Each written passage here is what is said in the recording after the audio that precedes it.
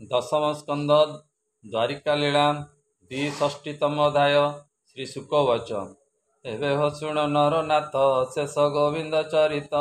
अज्ञात घोर वनवासे थिले से विराटर देशे। बरसे वंचिता भुवने विदित पंडुर नंदने। इंद्रप्रस्थरे छंती रही से कथा जानी भावग्राही। ए दारुक साधु नंदी गोसे श्रुद भृत्य ज्ञानी पासे। इंद्रप्रस्थरे बनमाली धर्मनंदन गृहे मिली। देखी सानंद बेनी जने चाहती निश्चल नयने। ए देखी उठिले बेनी भाई की पटांतर देवी मोई। जीवन गला पिंड जेने पुणी उठंती दिव्य ज्ञाने। ए देखी अखिल जोगेश्वर नयन पिछा कले दूरम। लोमहर से भावग्राही पद्मलोचन लुह बही। ए गोविंद जणे जणे धरी हृदय लगाई कोल करी। ए पद्मलोचन संगे पाई पवित्र कले पंचदेई। ए धर्मनंदन भीम पादे गोविंद नमिले आनंदे। ए पार्थकु कले आलिंगन नकुल आदि बेनिजनम। ए माद्री कुमोर सहोदर नमिले गोविंद पयोरम। आनंदे कले नमस्कार जेसने संसार व्यवहारम। ए कृष्ण को आसने बसाई भावे पूजिले पांच भाई। ए द्रौपदी थिले पुर मध्य कृष्ण को दर्शन आनंदे। ए नम्र शिर रे लज्जा भरे कृष्ण को नमिले अंतरे। ए मिलिले श्री कृष्ण को आगे कृष्ण उठिले देखी वेगे। ए सात्यकी कर करे धरी कृष्ण को पादे पूजा करी। ए कुंती जे थिले पुर देशे हा कृष्ण बोली स्नेह वसे। ए बेगे मिलिले कृष्ण आगे द्रौपदी तुले अनुरागे। ए आनंदे पांडव जननी देखी नमिले चक्रपाणी। ए बंधु कुशल पूछा करी द्रौपदी कर करे धरी। ए मुकुंद बदन नाई कंती अश्रु जल वाई। ए जेमते क्लेश वनवासे बुली पाइलु देशे देशे। ए ताहा सुमरी कुंती कांद मन निवेशी कृष्ण पादे। हे कृष्ण तव दर्शने मनु छाड़िला खेद मने। तु नाथ शरण स्वदर पर आपणा नाई तोर। ए तथापि तोते जे भजई ताहार हृदय थाउ तुई। अशेष दुख करु अत हेमंत प्रभु तु अच्युतम। ए धर्मनंदन कृष्ण चाहि बोलंती प्रिय भाव वही। अनेक अछि पुण्य बल तोते देखिले आदि मूलम। ए जोगेश्वरंक गोचर भोनाथ महिमा तोहरम। आंबे कुशत बंधु जन पाइलु तुम्भ दर्शनम। हेमंत भक्त विश्वास रही बरस 4 मासम। ए इंद्रप्रस्थरे जेते जन देखंती श्रीकृष्ण वदनम। ए चर्म लोचन करी साधु तरिले भव परमाधुम। हेमंते शुण नरनाथ दिनेक धनु धरी पार्थम। ए पितृदिवस आगमने मिलिले हरस वदने। ए धर्मनंदन यज्ञ अर्थे बसिले कपिध्वज रथे। ए दारुक घेनी नंदी घोषे गोविंद बसिले हरसे। ए अर्जुन करे धनु घेनी कंदे शोभित तृण बेनी। ए गहन बने नर हरि अनेक मृग वध करी। अर्जुन हस्ते तीक्ष्ण बाण दिग आवरी नारायणम। ए बराह मयूर हरिण शशा संबर पक्षी गणम। नाना प्रकारे खग मृग पितृयज्ञ को जेते यज्ञम। ए राजसेवके ताहा बही पांडव पुरे देले नेई। तुषार्त होई वीर पार्थ यमुना जले उपगतम। संगे मिलिले भगवान तृषार्ते जले जल पानम। मुख नयन जले धोई संतोषे चौदिग चाहि। ए यमुना जले बाली कूदे कन्या ए बसी तार मध्य। ए देखंती प्रभु भावग्राही तप करई सूर्य चाहि। अति सुसंच दारु वेश तार समीपे पीतवासम। देखि चकित भगवान चाहिले अर्जुन वदन। ए बोलंती देख रूप राशि कालंदी बाली कूदे बसी। तप करई किस मध्य अर्जुन घोर वन मध्य। ए कृष्ण वचने पंडु भोला कन्या समीपे विजय कलाम। पुछई कन्या मुख चाहि तो रूप पटांतर नाही। काहार दुहिता बोलाऊ किंपाही एड़े दुख सऊ। काहि अइलु घोर बने तप आरधि शुद्ध मने।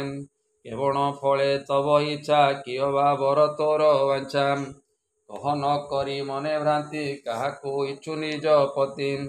ଏ ଶୁଣି ଅର୍ଜୁନ ବାଣୀ କର୍ଣ୍ଣେ କାଳନ୍ଦୀ କହେ ତୋଷ ମନେ ଏ ଅନ୍ଧାରେ ଜ୍ୟୋତି ରୂପ ଧରେ ପ୍ରାଣୀ ନୟନ ଯେ ବିସ୍ତାରେ ଏ ରଥେ ଗମୟୀ ଅନ୍ତରିକ୍ଷେ ତାର ଦୁହିତା ମୁଁ ପ୍ରତ୍ୟକ୍ଷେ ସେ ତାତ ଆଜ୍ଞା ପରମାଣେ ଦୁଷ୍କର ତପ ଆଚରଣେ ନିଷ୍ଠୁର ଘୋର ତପ ଦୀକ୍ଷା ତପ କରଇ କାନ୍ତ ଇଚ୍ଛା ବିଷ୍ଣୁଙ୍କୁ ତପେ ତୋଷ କରି ହୋଇବି ତାର ମନ ହାରି ଅନାଥ ନାଥ ଦାମୋଦର ସେ କୃଷ୍ଣ ହେବେ ମୋର ବରମ୍ ଏ କମଳାପତି ଭଗବାନ ଦୁର୍ଗମ ଦୁରିତ ଭଞ୍ଜନ ଅଶେଷ ଜନ ସୁଖଦାତା ତାରେ ଭରିଲା ମୋର ପିତା କାଳନ୍ଦୀ ନାମେ ଯେ ମୋହର ପିତା ଦିନ କରମ୍ ଯାବତ ନ ପାଇବି ହରି ତନୁତେ ଯିବି ତପ କରି ମୋହର ସତ୍ୟ ଏ ବଚନ ଶୁଣି ଅର୍ଜୁନ ତୋଷ ମନମ୍ ଏ ବେଗେ ମିଳିଲେ କୃଷ୍ଣ ପାଶେ କହିଲେ ଆନନ୍ଦ ବିଶ୍ୱାସେ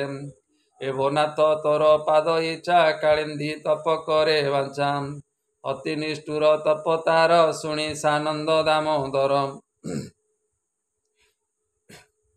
ଯମୁନା କୂଳେ ଯାଇ ମିଳି ଭକତ ବନ୍ଧୁ ବନମାଳୀ ଏ ବୋଲନ୍ତି କନ୍ୟା ମୁଖ ଚାହିଁ ତପ ତୁ କରୁ ଜଇଁ ପାଇଁ ସେ କଥା ହୋଇଲା ସଫଳ ଏମନ୍ତ କହି କଲେ କୋଳ ରଥେ ବସାଇ ଭଗବାନ ଆଣିଲେ ପାଣ୍ଡବ ଭବନମ୍ ତକ୍ଷଣେ ବିଶ୍ୱକର୍ମା ରାଇ ବିଶ୍ୱାସ ବାକ୍ୟ ତାକୁ କହି ଦେବମାନବେ ଅଗୋଚର ଏମତେ କର ମୋର ପୁରମ୍ ଏ ଗୋବିନ୍ଦ ଆଜ୍ଞା ପରମାଣେ ନିର୍ମାଣ କଲା ତତ୍କ୍ଷଣେ ସେ ପୁରେ କନ୍ୟାକୁ ସେ ଥୋଇ ଧର୍ମ ନନ୍ଦନ ଆଗେ ଯାଇ ଏମତେ ଗଲା କେତେ ଦିନ ଶୁଣ ରାଜନ ସାବଧାନ ଅଗ୍ନି ପୁରୁଷ କର ଯୋଡ଼ି କହଇ ବିଷ୍ଣୁ ପାଦେ ପଡ଼ି ଏ ସତ୍ୟବ୍ରତ ଯଜ୍ଞେ ମୁଇଁ ରୋଗୀ ହୋଇଲି ଘୃତ ଖାଇ ଓ ନାଥ ରଖ ମୋ ଜୀବନ ଦିଅ ଔଷଧି ରସ ପାନ ଶୁଣି ଭକତ ବନ୍ଧୁ ହରି ଅର୍ଜୁନ କର କରେ ଧରି ଦାରୁକ କଲା ରଥ ସଜ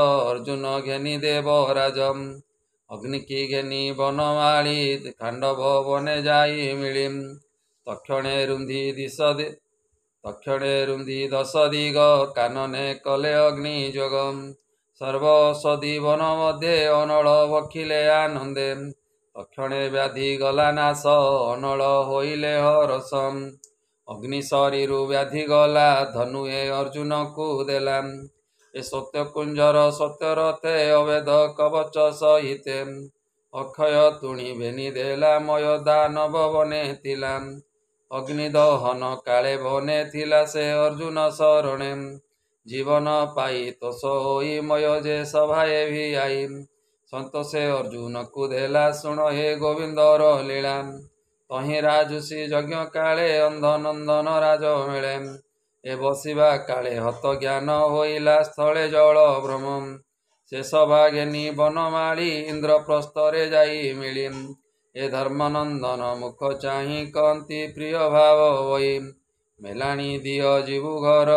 ତୁମ୍ଭେ ତ ଜୀବନ ମୋହରମ୍ ହେମତେ ପ୍ରଭୁ ଭଗବାନ ସଙ୍ଗେ ଘେ ନାହିଁ ନିଜ ଜନମ୍ ଦ୍ୱାରକାପୁରେ ଗଲେ ହରି ଏବେ ଅଶୁଣ ଦଣ୍ଡ ଧାରିମ୍ ଉତ୍ତରାୟଣ ପୁଣ୍ୟ କାଳେ ଶୁଭ ନକ୍ଷତ୍ର ଲଗ୍ନ ବେଳେ ମଙ୍ଗଳ ଶୁଭ ଲଗ୍ନ ବେଳେ କାଳିନ୍ଦୀ କନ୍ୟା ବିବାହ ହେଲେ ଉତ୍ସବ ବର କନ୍ୟା ଦେଖି ଯାଦବେ ଧନ୍ୟ କଲେ ଆଖି କାଳିନ୍ଦୀ ବିଭାର ବିଧାନ ଯେ କରେ ଶ୍ରବଣ କୀର୍ତ୍ତନମ୍ ଦୁରିତ ଦୁଃଖ ଭୟ ନାଶେ ଅନ୍ତେର ହନ୍ତି କୃଷ୍ଣ ପାଶେ ସେ ହରି ପାଦେ ମନ ଦେଇ ସୁଜନେ ତର ଏହା ଗାଇ କହଇ ବିପ୍ର ଜଗନ୍ନାଥ ହରିଚରଣେ ଦେଇ ଚିତ୍ତମ୍ ଇତି ଶ୍ରୀମଦ୍ଭାଗବତେ ମହାପୁରାଣେ ପାରମହଂସ୍ୟାଂ ସହିତମ୍ ବୟାସିକ୍ୟାಂ ଦଶମ ସ୍କନ୍ଧେ ଅଗ୍ନି ବ୍ୟାଧି ଖଣ୍ଡନେ कालिंदी कन्या विवाह नामो द्विषष्टितमोऽध्यायः।